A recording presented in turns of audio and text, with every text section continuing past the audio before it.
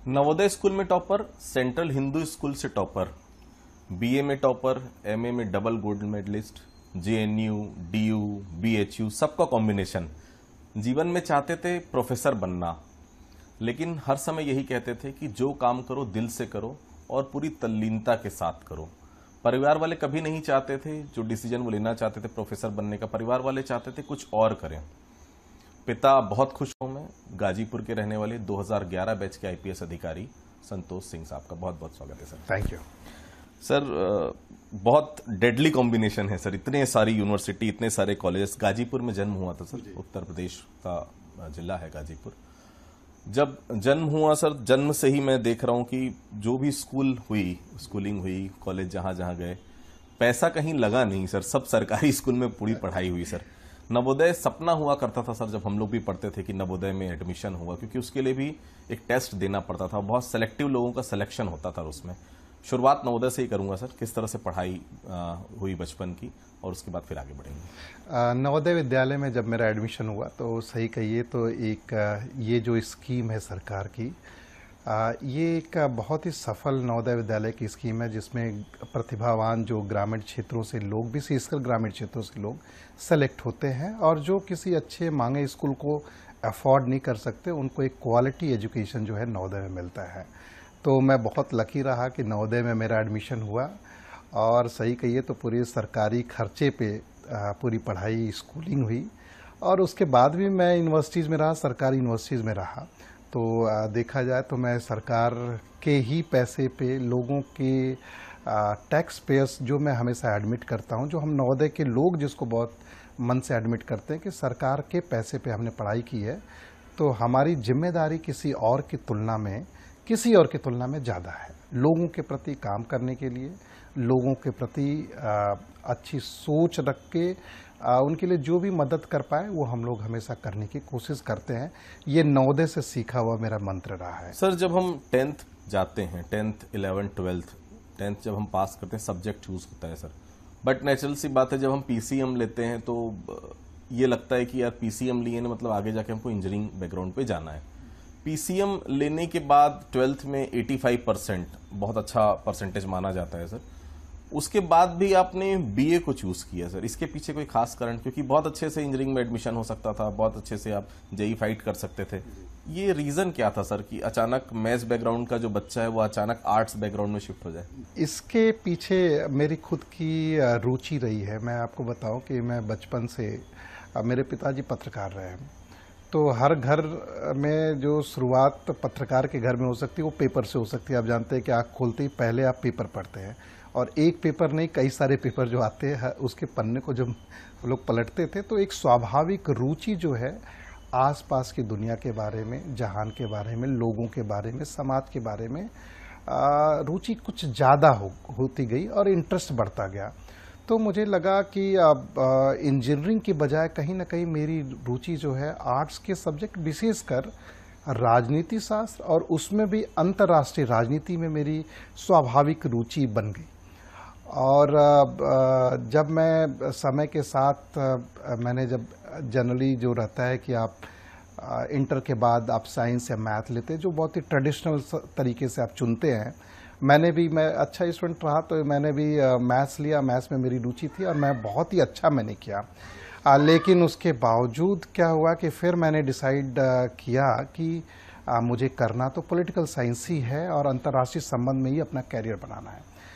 फिर अचानक मैंने 12th के बाद अपना डिसाइड किया कि मैं साइंस नहीं पढ़ूंगा, आर्ट्स पढ़ूंगा, बीए करूंगा, और उसमें आगे स्पेशलाइजेशन मास्टर्स के रूप में मैंने इंटरनेशनल रिलेशंस में किया। सर बीए में पॉलिटिकल साइंस सब्जेक्ट था आपका, बीएचयू से आपने किया सर, टॉपर रहे। एमए में डबल गोल्ड मेडलिस्ट सर, पढ़ाई में बहुत अच्छे थे, वो तो साफ तौर पर नजर आ रहा है सर। ये डबल गोल्ड मेडलिस्ट क्या होता है, गोल्ड मेडल मिलना सर, ये समझ में नहीं आया सर। मैं आपको बताऊं कि जब किसी भी आप सब्जेक्ट में टॉप करते हैं यूनिवर्सिटी में, सारे कॉलेज में मिला के, तो आप गोल्ड मेडल तो मिलता ही है आपको। लेकिन मुझे एक एक्स्ट्रा गोल्ड मेडल इसलिए मिला क्योंकि मैं 75% प्लस करके मैंने टॉप किया था, जो लगभग 37 साल बाद किसी को ये दूसरा गोल्ड मेडल मिला था। वो शायद इसलिए संभव पाया कि मेरे जो सब्जेक्ट में रुचि बहुत ज़्यादा थी, तो मैं उस हिसाब से जब मैंने पढ़ा तो स्कोर भी उसी हिसाब से आ गए, और जिससे वजह से मैं लकी रहा कि मुझे दूसरा गोल्ड मेडल भी मिला। गाजीपुर के रहने वाले वो संतोष सिंह जीवन में प्रोफेसर बनना चाहते थे सर, क्योंकि पढ़ने में बहुत रुचि थी, बट ऑब्वियस है कि जो जिसको पढ़ने में रुचि उसको पढ़ाने में भी रुचि होगी सर। वो एक जो दिल के अंदर एक टीचर था, एक प्रोफेसर था, वो कुछ समय मैंने सुना आप डीयू में पढ़ाते भी थे सर, एमफिल भी आपने काफी अच्छा, आपने एमफिल में भी रिजल्ट आपका रहा सर। ये प्रोफेसर बनते बनते अचानक यूपीएससी का ध्यान सर, ये कहानी कुछ समझ में नहीं है, क्योंकि इंसान जो सोचता है कि मैं इसमें आगे बढ़ सकता हूं, अचानक वो चीज कहीं ना कहीं परिवर्तित हो जाए, क्योंकि प्रोफेसर आप बनना चाहते थे सर, ये अचानक बिल्कुल परिवर्तन जीवन में दूसरी लाइन कैसे चूज हुई सर? जब मैं जेएनयू में, जब मैंने यूनिवर्सिटी में शुरू किया, मैं पीएचडी कर रहा था, इसी बीच अचानक मुझे लगा कि बहुत सारे अपने आसपास के लोगों को मैंने देखा कि जो यूपीएससी की तैयारी कर रहे थे, और यूपीएससी की तैयारी करते करते लोग बहुत अच्छा कैरियर दिखता था उनको। मुझे भी लगा कि अपन यूनिवर्सिटी में अच्छा तो कर सकते हैं, लेकिन अगर यूपीएससी में अगर कुछ अच्छा स्कोप मिले, बड़ा स्कोप मिले, तो वो और बेहतर होगा। उस समय मैंने डिसाइड किया कि मुझे यूपीएससी के बारे में तैयारी करनी चाहिए, जब मैं जेएनयू में एमफिल कर रहा था। और उसी समय मैंने पहला अटेम्प्ट लिया, फिर दूसरा अटेम्प्ट लिया। ये जरूर था, मेरी रुचि हमेशा प्रोफेसर बनने की रही, लेकिन एक उस समय दिखा कि एक बड़ी अपॉर्चुनिटी जो यूपीएससी हमेशा ऑफर करती है, वो मौका मिले तो वो मुझे देखना चाहिए। पीसीएम बैकग्राउंड 10th से 12th, माफ कीजिएगा 11-12 सर, उसके बाद बीए आपने किया, एमए आपने किया, इंटरनेशनल अफेयर में काफ़ी काम किया, बहुत सारी अलग अलग रुचि रही, यूपीएससी भी आप गए तो सेकंड अटेम्प्ट में आपने निकाला सर। क्या कहना चाहेंगे छात्रों से सर, क्योंकि बहुत अलग अलग विषय मैंने देखे, आपका जितना भी मैंने पढ़ा, आपसे बातचीत हुई, मतलब साफ है कि सर कोई भी चीज़ इम्पॉसिबल नहीं है जीवन में। देखिए, मैं हमेशा यही कहता हूँ, हर व्यक्ति को अपने लाइफ में एक, विशेषकर विद्यार्थियों को गोल रखना चाहिए कि आप करना क्या चाहते हैं। वो गोल आपकी रुचि के अनुसार होना चाहिए। अगर आपकी रुचि है तो शायद उस गोल को आप बेहतर कर पाएंगे। आप देखते होंगे, शायद यही कारण है कि बहुत सारे अच्छे बच्चे इंजीनियरिंग ले लेते हैं, किसी के दबाव में ले लेते हैं, आईआईटी में चले जाते हैं, लेकिन अच्छे इंजीनियर कभी नहीं बन पाते, क्योंकि उनके अंदर एक घुटन रहती है। उनको शायद वो सब्जेक्ट पसंद नहीं आता, उनको लाइवलीहुड का वो कैरियर पसंद आता है, लेकिन वो उस प्रोफेशन को कभी लाइक नहीं कर पाते। ये ना केवल इंजीनियर्स के लिए, डॉक्टर्स के लिए, टीचर्स के लिए, बल्कि हर किसी के लिए भी ये उतना ही इम्पोर्टेंट बात है कि आप अपनी रुचि के विषय चुनिए। मैंने अपने साथियों को देखा है जिनको पत्रकारिता बहुत पसंद थी, और वो अच्छे संस्थान में लेना चाहते थे, एडमिशन नहीं हुआ, लेकिन उन्होंने ग्रेजुएशन के बाद किसी अन्य जगह से पत्रकारिता का कोर्स किया, लेकिन प्रैक्टिस जब वो उन्होंने फील्ड में आए तो बहुत अच्छे स्टैब्लिश पत्रकार आज हैं, क्योंकि वो उनका पैशन था। तो यूपीएससी में भी अगर आप सोचते हैं तो दो चीज़ें इंपॉर्टेंट है। अगर आप यूपीएससी के बारे में सोचते हैं तो आपको उसके बारे में पैशनेट होना पड़ेगा। वो परिवार वाले सर जो 12th के बाद बीए जब आप कर रहे थे, 8 सब्जेक्ट आपने चूज किया, तो निश्चित तौर पर काफ़ी विरोध में रहे होंगे। 2009 का पहला अटेम्प्ट जब प्री मेंस निकल गया, लेकिन इंटरव्यू के लिए कॉल नहीं आया। 2010 में प्री भी निकल गया, मेंस भी निकल गया, फाइनली इंटरव्यू का कॉल भी आ गया, और 2011 बैच के आप आईपीएस बन गए। पहला रिएक्शन उन परिवार वालों का जो ये बिल्कुल पसंद नहीं करते थे कि आपने पीसीएम छोड़कर आर्ट्स के वो सब्जेक्ट लिया? बहुत सारे लोग अपनी लाइफ में ऐसा फेस करते होंगे कि लोग उनको क्रिटिसाइज करते हैं। मैंने भी ऐसा ही फेस किया। जब मैंने इंटर के बाद बीए में एडमिशन लिया तो जनरली यूपी बिहार में हमारे यहाँ एक परसेप्शन, या बहुत सारी जगहों पे परसेप्शन रहता है कि जिसको कुछ नहीं आता वो बीए करने के लिए चला जाता है या पढ़ाई में कमज़ोर है। लोगों ने कहा कि इसको तो आता है फिर भी ये बीए करने गया, ये तो मूर्ख है। और विशेषकर मेरे बहुत सारे दोस्त जिनको लगता था कि आईटी जेई देना चाहिए इसको, ये अच्छा है, काबिल है। कई लोगों ने कहा ये तो बिगड़ गया, गलत जगह चला गया। जब सिलेक्शन हुआ, लेकिन उस सिलेक्शन से पहले मैं कहूँ, जब मैं इस प्रोसेस में था, जब मैंने बीए में अच्छा किया, एमए में अच्छा किया, एमए रहते मेरा यूजीसी नेट जेआरएफ हुआ, तब लोगों को लगा कि ये तो जो ये कर रहा है उसमें अच्छा कर रहा है। तब वो परसेप्शन बदलना चेंज हुआ। और जब मैं यूपीएससी की तैयारी कर रहा था तब लोगों को अचानक लगा कि ये अच्छा यूपीएससी की तैयारी कर रहा है, इसका मतलब यूपीएससी में भी ये सीरियस होगा, हो जाएगा। परसेप्शन बदल गया। बहुत सारे लोगों का तो प्रोसेस में बदल गया। बहुत सारे लोग जो एकदम आउट ऑफ टच थे, अचानक जो यूपीएससी सिलेक्शन होने के बाद कांटेक्ट में आए, उन लोगों को लगा, जो हमने जनरल सुनते हैं कि मैं तो जानता था ये तो अच्छा करेगा, ये अच्छा था। सर कार्डर एलोकेशन बहुत इंपॉर्टेंट होता है सर जब यूपीएससी हम सेलेक्ट होते हैं, और बट नेचुरल सी बात है सर, छत्तीसगढ़ शुरू के 5-6 प्रेफरेंस में तो होता नहीं किसी के, लेकिन छत्तीसगढ़ आपको मिला, 369 आपका रैंक आया था, छत्तीसगढ़ मिला। और उस यूनिवर्सिटी में आप पढ़ते थे सर जहां पर नक्सलवाद को लेकर बहुत गहन चर्चा होती थी। मैं जेएनयू की बात कर रहा हूं सर, जहां आज भी उस समय माना जाता था कि कहीं ना कहीं नक्सलवाद जो है वो सही है, वहां के लोगों को फोर्सेस ज्यादा परेशान करती, कहीं ना कहीं फोर्स आपने देखा, हमने फर्जी एनकाउंटर्स की खबरें आती थी, वो सब को लेकर जेएनयू के स्टूडेंट बहुत मुखर होते थे सरकार के खिलाफ। उस परिवेश से आप आए हैं, और पहली पोस्टिंग मैं बात करूं, मेजर जो पोस्टिंग रही एडिशनल एसपी सुकमा, जो काफी रिमार्केबल भी पोस्टिंग रही, उस समय मन में क्या आता था सर? वो पढ़ाई अलग थी, ये अलग है कि वो पढ़ा हुआ और जब रियल लाइफ में हम कदम रखते हैं काफी जमीन आसमान का अंतर होता है। मैं बताऊं कि जब मैं पीएचडी कर रहा था तो, या पूरे जेएनयू के पीरियड के दौरान ही जो जेएनयू में एक माहौल रहता है, सरकार विरोधी, सत्ता विरोधी, गरीब लोगों का साथ देना, वो एक माहौल पहले भी जेएनयू में रहा है, आज भी कमो बेस वैसे ही स्थिति रही है। लेफ्ट ओरिएंटेशन ज़्यादा रहता है, सरकार को कोसना रहता है। तो हम लोग उस समय हमेशा पढ़ते थे, वहाँ हर दिन रात को जो पोस्ट डिनर टॉक्स होते हैं, कोई वक्ता आता है, बोलता है, वहाँ पैम्पलेट्स रखे जाते हैं अलग अलग पार्टियों को जिस पे चर्चा होती है। और उसका एक मेजर इशू होता था कि सरकारें जो है छत्तीसगढ़, झारखंड, नक्सल इलाकों में लोगों पे अत्याचार कर रही है।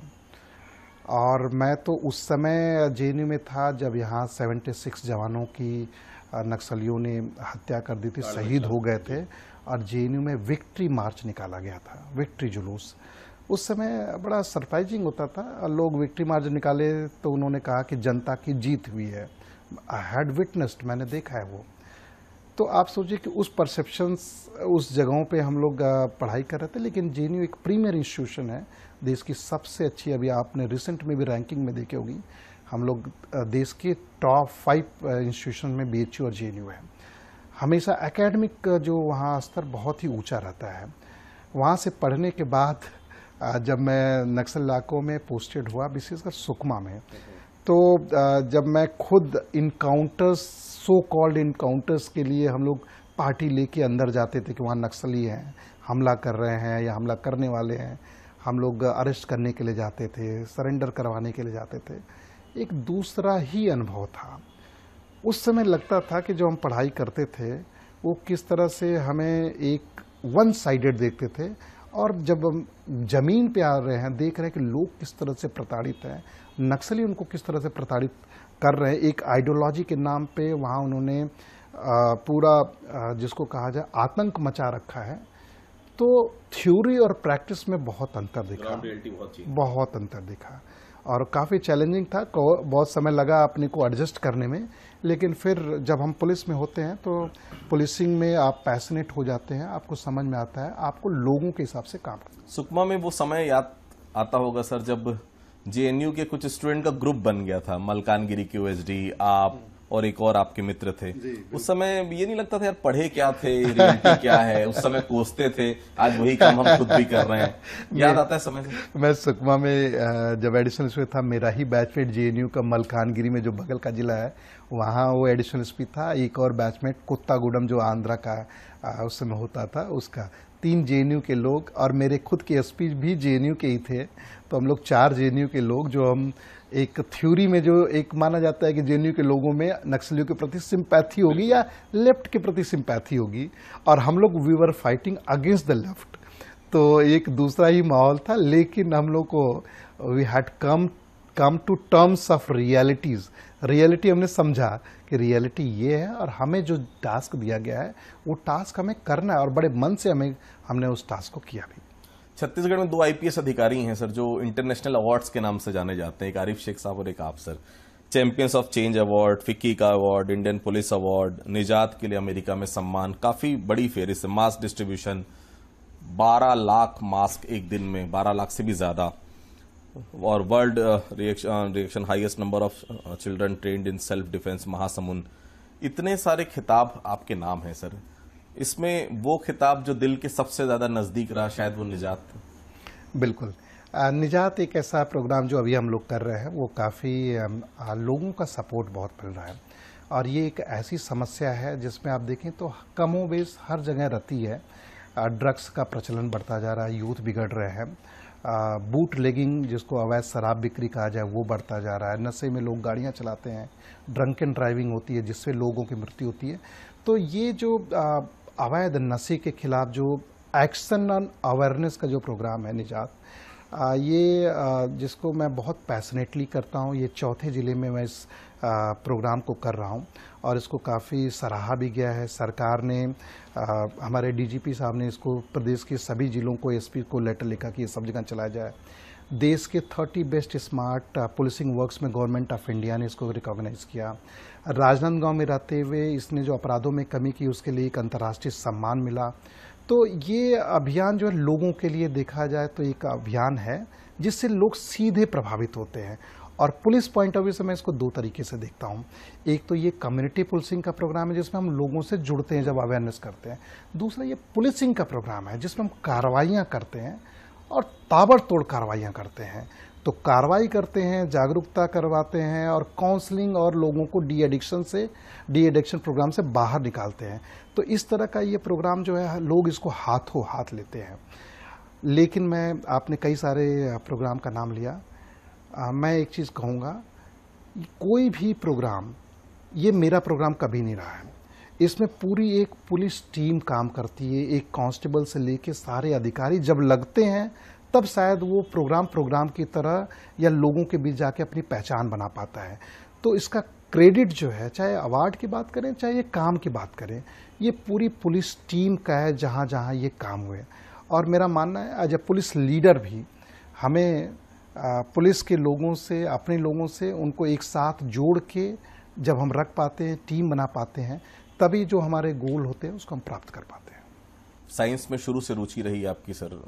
मैंने देखा कि यूपीएससी में भी सब्जेक्ट्स आपके आर्ट्स के सब्जेक्ट रहे सर। बनारस में मैडम से कहाँ परिचय हुआ सर? वो भी लैंग्वेज की स्टूडेंट रही। अभी मैंने सुना कि फैशन डिजाइनिंग में डिप्लोमा। वो संतोष सिंह साहब जो प्रोफेसर बनना चाहते थे फिर आईपीएस बने, ये फैशन डिजाइनिंग का कोर्स कहाँ बीच में आया सर? कहाँ से शुरुआत हुई? जब मैं ग्रेजुएशन कर रहा था तो मेरी जो वाइफ है, she was also student of language, तो वो उर्दू में उन्होंने डिप्लोमा करने के लिए वो बीएचयू में हमारे डिपार्टमेंट में वो उर्दू क्लासेस लगती थी। यूपी में थोड़े उर्दू टच ऑटोमेटिक कई बार आ जाता है। तो वहाँ हमारी मुलाकात हुई। 2003 में हम लोग मिले और हम लोग काफ़ी समय तक दोस्त रहे, फिर बॉयफ्रेंड गर्लफ्रेंड की तरह रहे।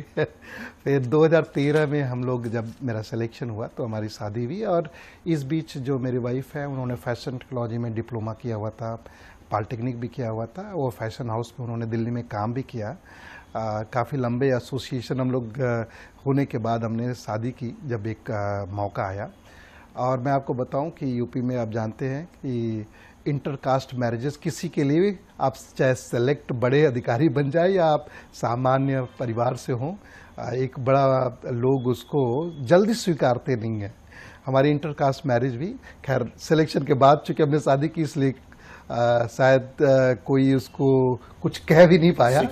बिल्कुल लेकिन हमारे घर वालों की पूरी तरह से रजामंदी थी। सभी लोग, सबकी मर्जी से शादी हुई और हम लोग काफ़ी समय से एक दूसरे को जान पहचान थी।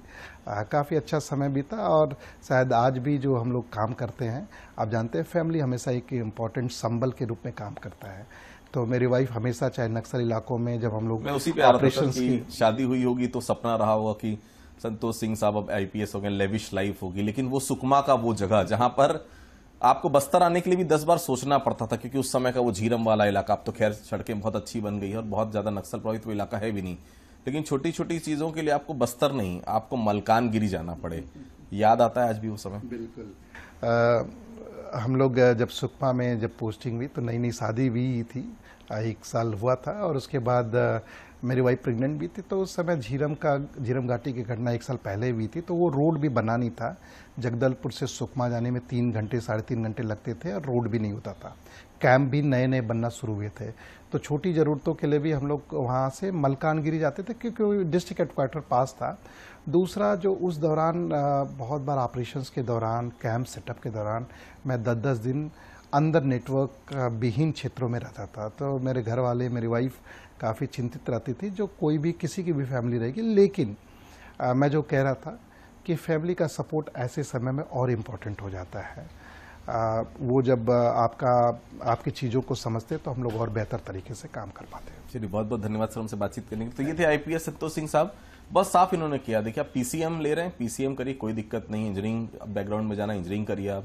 आपको आर्ट सब्जेक्ट में जाना है, आप वहां भी अच्छा करिए। आपको यूपीएससी में जाना है, वहां भी अच्छा करिए।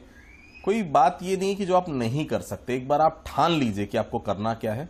अगर आप में खुद के में कॉन्फिडेंस है और आपने अगर एक ध्येय निर्धारित कर लिया है, एक गोल निर्धारित कर लिया कि मुझे उस गोल को अचीव करना है, दुनिया की कोई ताकत उस गोल को अचीव करने से आपको नहीं रोक सकती। तो अफसरनामे में इतना ही। अगली बार फिर किसी अधिकारी से आपकी मुलाकात कराएंगे, तब तक के लिए बहुत बहुत धन्यवाद।